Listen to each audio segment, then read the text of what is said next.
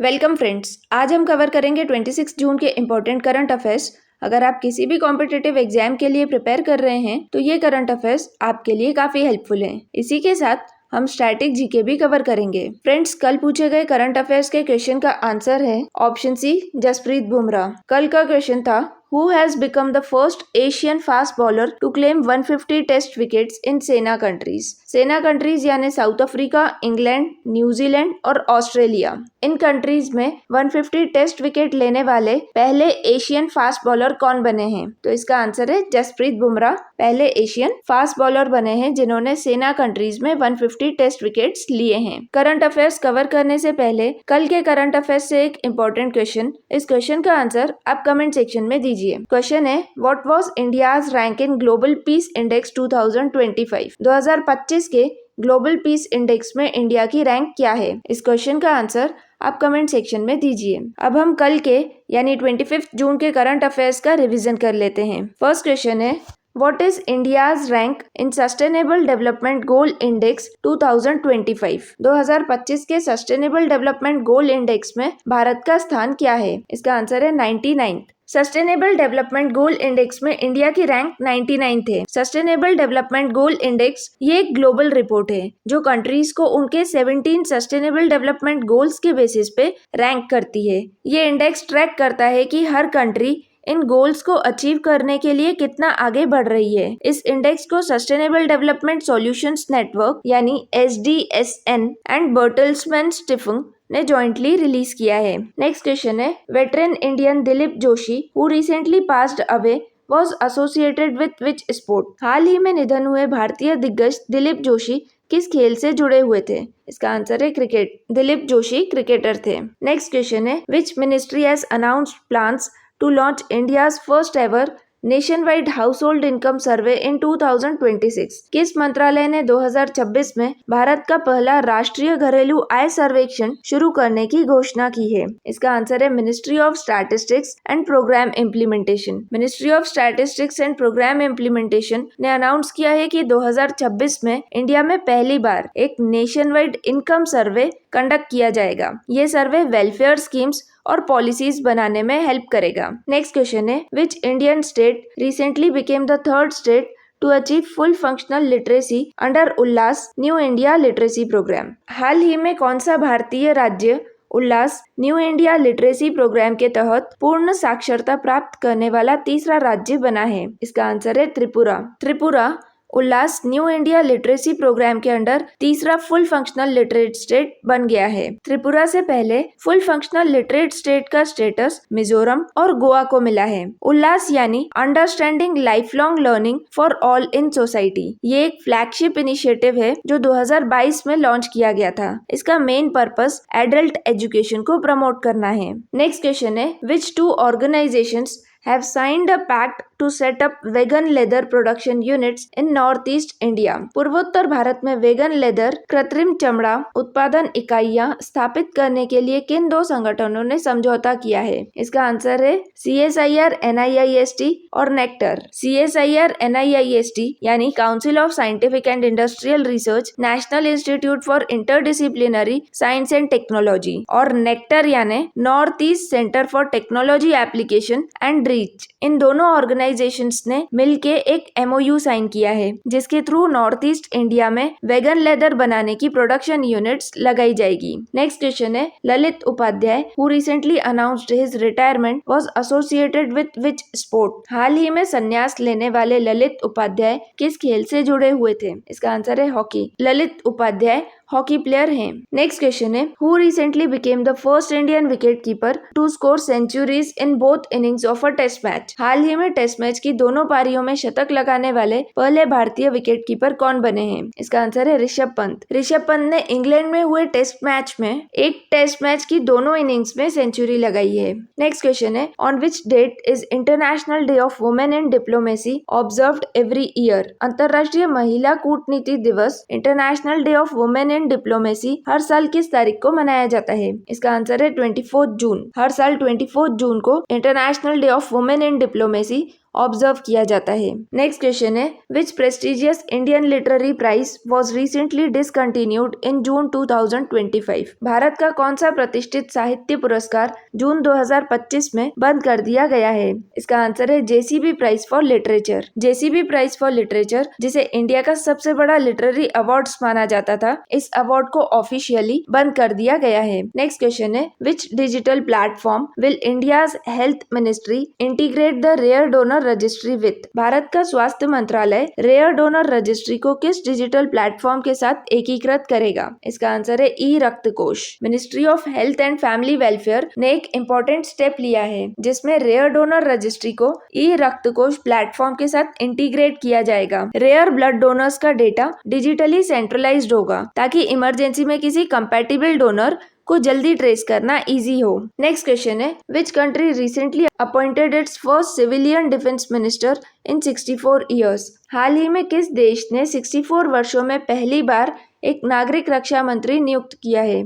इसका आंसर है south Korea. South Korea ने 64 ईयर्स बाद पहली बार एक सिविल डिफेंस मिनिस्टर अपॉइंट किया है। नेक्स्ट क्वेश्चन है, which international organisation released global drought outlook trends impacts and policies to adapt to a drier world report in June 2025? जून 2025 में global drought outlook trend impact and policies to adapt to a drier world report किस अंतरराष्ट्रीय संगठन ने जारी की है? इसका आंसर है OECD, यानी organisation of economic cooperation and development ने ये रिपोर्ट रिलीज की है। अब हम आज के यानी 26 जून के करंट अफेयर्स कवर करेंगे। फर्स्ट क्वेश्चन है, who won Ostrava golden spike 2025 javelin title with a throw of 85.29 meters? 85.29 metre भाले फेंक के साथ ओस्ट्रावा गोल्डन स्पाइक 2025 का खिताब किसने जीता है? इसका आंसर है option C, Neeraj Chopra.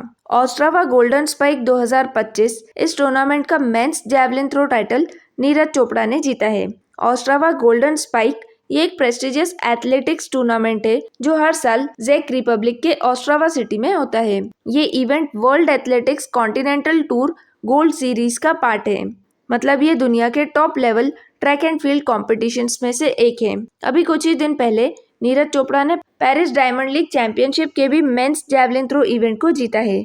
Neeraj Chopra Olympic medallist हैं, जिन्होंने 2020 में टोक्यो ओलंपिक में गोल्ड मेडल और 2024 में पेरिस ओलंपिक में सिल्वर मेडल जीता है।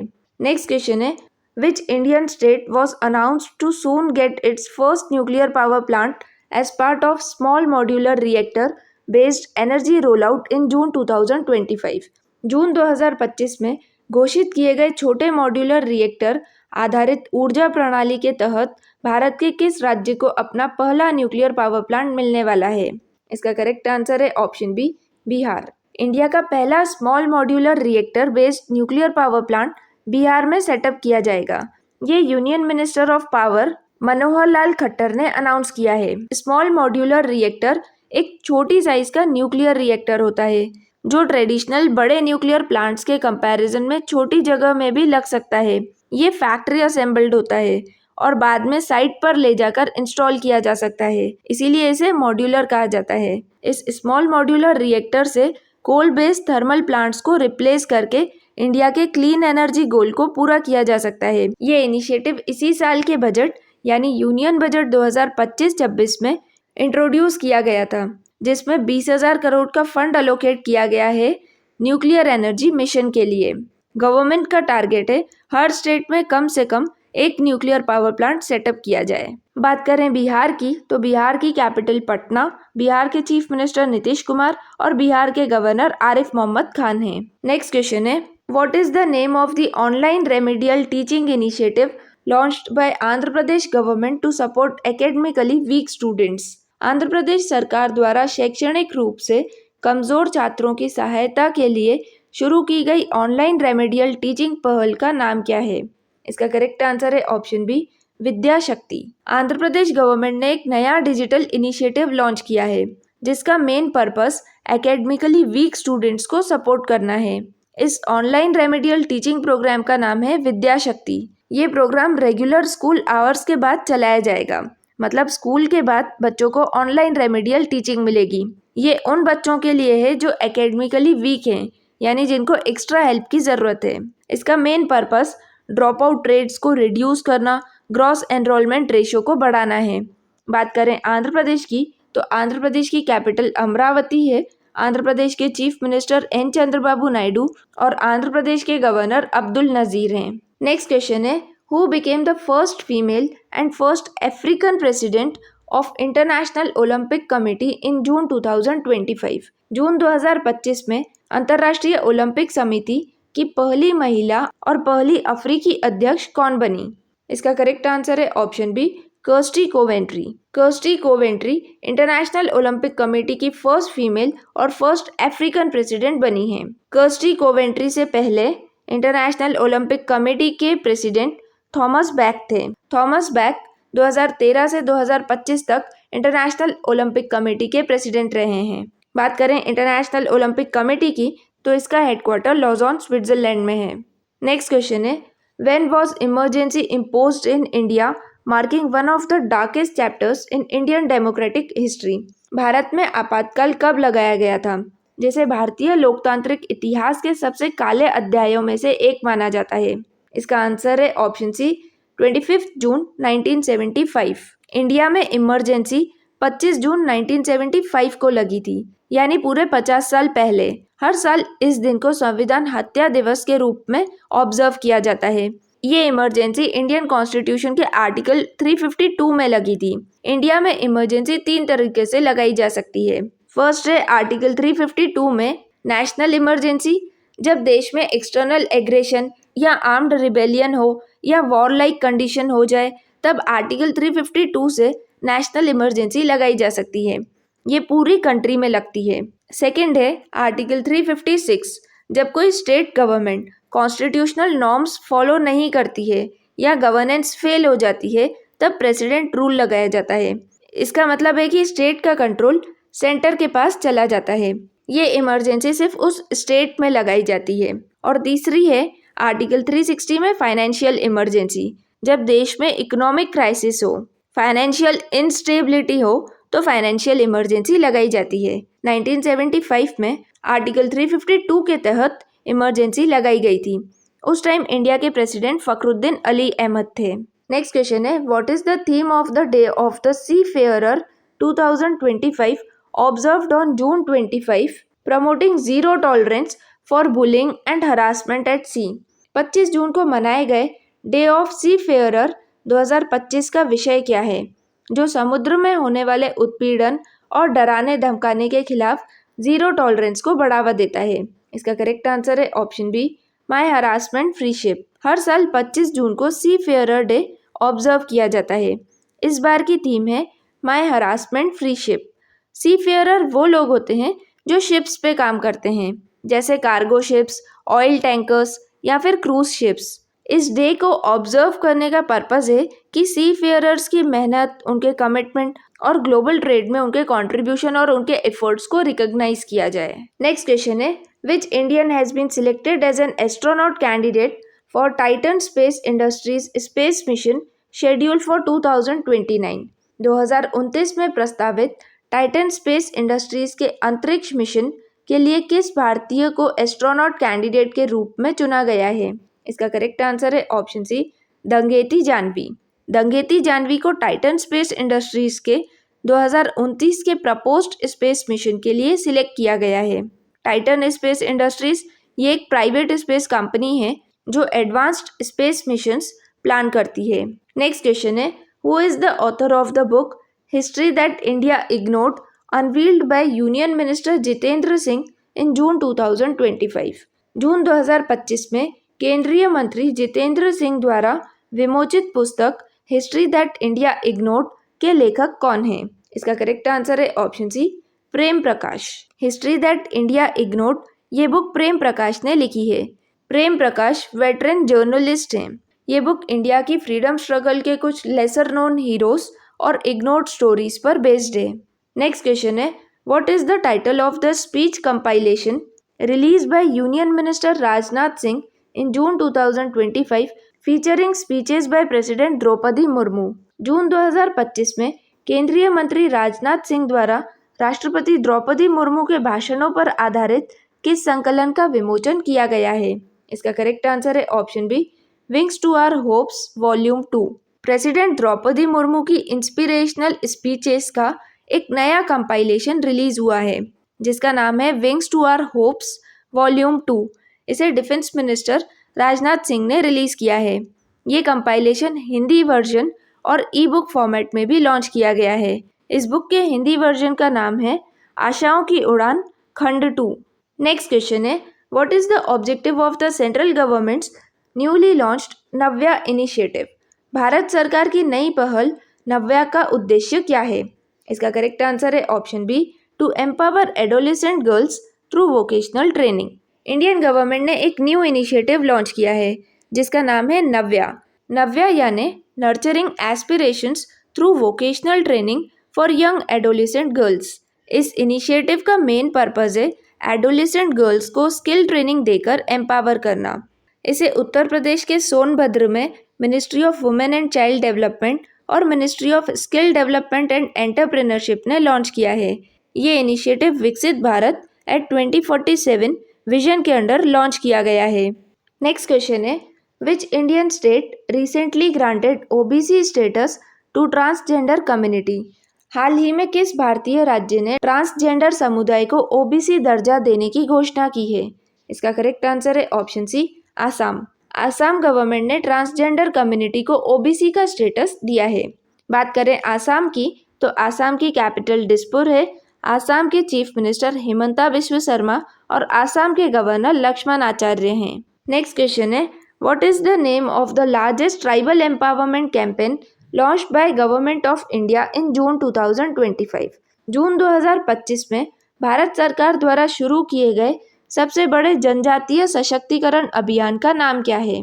इसका करेक्ट आंसर है ऑप्शन सी, धरती आभा जन भागीदारी अभियान। धरती आभा जन भागीदारी अभियान ये initiative ministry of tribal affairs ने लॉन्च किया है और ये सबसे बड़ा ट्राइबल एम्पावरमेंट कैंपेन है जो 15 जून से 15 जुलाई तक पूरी कंट्री में चलाया जाएगा। नेक्स्ट क्वेश्चन है, what is the name of the largest international nuclear emergency drill conducted in 2025 by IAEA and hosted by Romania? IAEA यानी इंटरनेशनल एटॉमिक एनर्जी एजेंसी द्वारा आयोजित और रोमानिया द्वारा होस्ट किया गया 2025 का सबसे बड़ा अंतर्राष्ट्रीय परमाणु आपातकालीन अभ्यास किस नाम से जाना जाता है? इसका करेक्ट आंसर है option C, convex 3। Recently nuclear emergency drill conduct किया गया है। इसका नाम है कॉन्वेक्स 3। इस ग्लोबल एक्सरसाइज को IAEA यानी इंटरनेशनल एटॉमिक एनर्जी एजेंसी ने लीड किया है और रोमानिया ने होस्ट किया है। ये एक इंटरनेशनल लेवल की न्यूक्लियर इमरजेंसी साइमुलेशन एक्सरसाइज थी। इसका मेन पर्पस था कि अगर किसी न्यूक्लियर प्लांट में एक्सीडेंट हो जाए तो इंटरनेशनल रिस्पॉन्स कैसा होगा। ये एक्सरसाइज रोमानिया के सर्नावोड़ा न्यूक्लियर पावर प्लांट जो एक रियल न्यूक्लियर वर्किंग फैसिलिटी है वहाँ पर कंडक्ट की गई। इस एक्सरसाइज के थ्रू ये टेस्ट किया गया कि क्या ग्लोबल अलर्ट सिस्टम्स सही टाइम पे काम करते हैं, क्या डेटा शेयरिंग टाइमली होती है और इमरजेंसी रिस्पॉन्स प्रोटोकॉल्स कितने इफेक्टिव हैं। बात करें IAEA की तो IAEA International Atomic Energy Agency, इसका हेडक्वार्टर वीना ऑस्ट्रिया में है और इसके डायरेक्टर जनरल राफेल ग्रोसी हैं। नेक्स्ट क्वेश्चन है, what is the name of the mobile app launched by East Coast Railway for Rath Yatra 2025 pilgrims? रथ यात्रा 2025 के तीर्थ यात्रियों के लिए ईस्ट कोस्ट रेलवे द्वारा लॉन्च किए गए मोबाइल ऐप का नाम क्या है? इसका करेक्ट आंसर है ऑप्शन डी, इकोर यात्रा। जगन्नाथ रथ यात्रा के पिलग्रिम्स के लिए रिसेंटली ईस्ट कोस्ट रेलवे ने एक मोबाइल ऐप लॉन्च किया है। इस ऐप का नाम है इकोर यात्रा। बात करें ईस्ट कोस्ट रेलवे की तो इसका हेडक्वार्टर भुवनेश्वर में है। फ्रेंड्स, आज हमने कवर किए हैं 26 जून के इम्पोर्टेंट करंट अफेयर्स। अगर ये वीडियो आपके लिए हेल्पफुल है तो प्लीज़ लाइक कीजिए और चैनल को सब्सक्राइब कीजिए। Thank you.